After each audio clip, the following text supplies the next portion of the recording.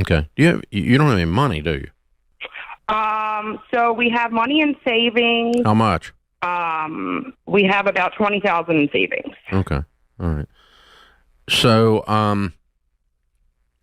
the first thing is I'm just calling BS on the 4,000. I think you cooked that number because you wanted to get rid of the car. So I think you can actually get that car fixed for probably half of that if you start working on it a little bit. But you jacked it up because you're sick of it and you're trying to figure out a way to justify getting a car. If you want to get a car, it's okay, get a car. But I don't think it takes $4,000 to get that car back up and get it running to where it should be to pass inspection. I think you can get a different mechanic to look at it, somebody that's not, I don't know where you went, so don't go the dealer to get a car like that worked on for sure. But anyway, let's figure out exactly what's wrong with it. Because here's the problem. If you don't get it where it passes inspection, it's going to sell for $4,000 less. Okay, right. You can't give it away. Yeah, because that was the other thing is if we traded it into a dealership versus sell it privately to have that funds as a down payment. Yeah, you can't. Well, you've got $20,000, so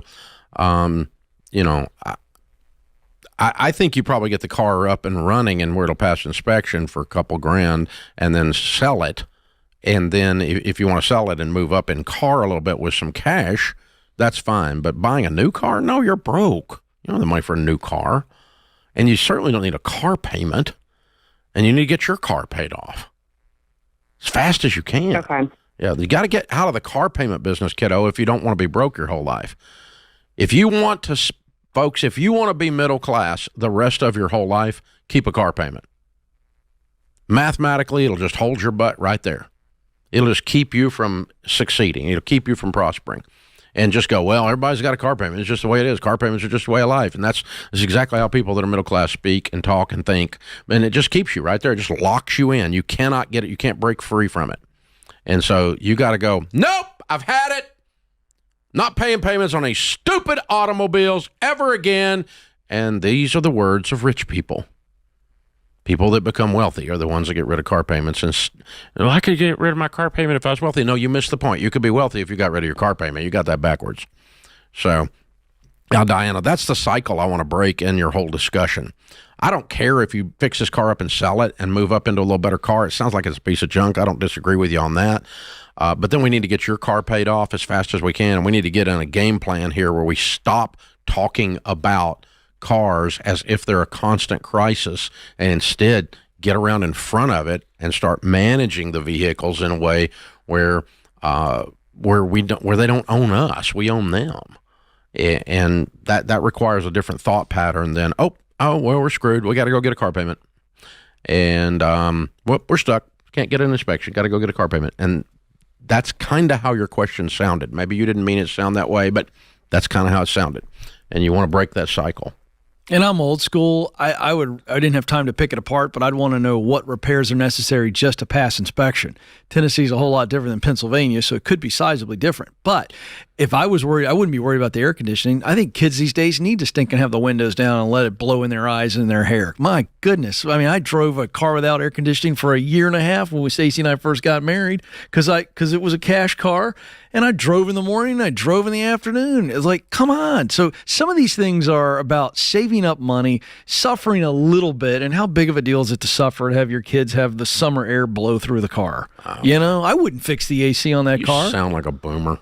I am on this issue. Here's my point, because then I would say, I'm with Dave. I would spend the minimal to get the inspection and then sell it and then buy a $10,000 car. And to get a car with air conditioning, for God's sakes. But then, yes. Yeah. But until then, you tell people not to see the inside of a restaurant. Now I'm the owner for telling them to let the wind blow through their kids' hair. Thank you, folks. Listen, I don't have any hair, so it doesn't matter. So there you go.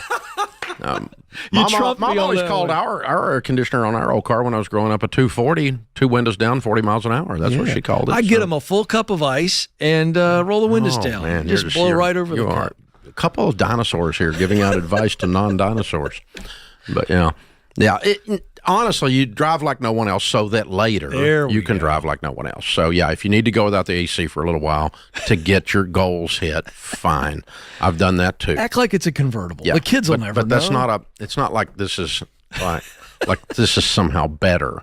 They don't build them like they used to. Thank God they were a piece of crap. Thank God they're better now. But so check all that out. But do the minimal and get the inspection, get the car running, keep your family going, get your car paid off, then save up and buy up in car, and save up and buy up in car, and save up and buy up in car as you build wealth, move into better and better cars. Never again a car payment, and never again a new car until you have at least $1 million net worth. There's some good rules for you guys, okay?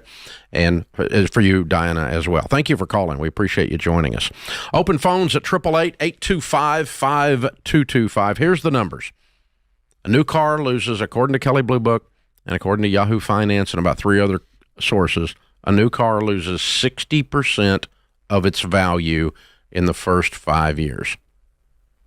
So that means if you buy a $40,000 car, when you drive it off the lot and you hear that sound going over the curb, blum, blum, when you went into the street, that sound was $10,000. That's the first drop. As soon as you get it, as soon as it's titled to an individual and it touches the street, it's going to drop 20-25% that day, okay? Then from there, you're going to lose the rest of that 60%. So $40,000, that means you're going to lose $24,000. That means your $40,000 car in 5 years is going to be a $16,000 car, okay? And that's a new car. Now, if you lose $24,000 every 5 years, don't be scratching your head and wondering why you don't have wealth. It's because you're driving it down the sewer, okay? You're causing this. And so you can afford to take that hit if you got $1 million. You can't afford to take that hit if you're broke.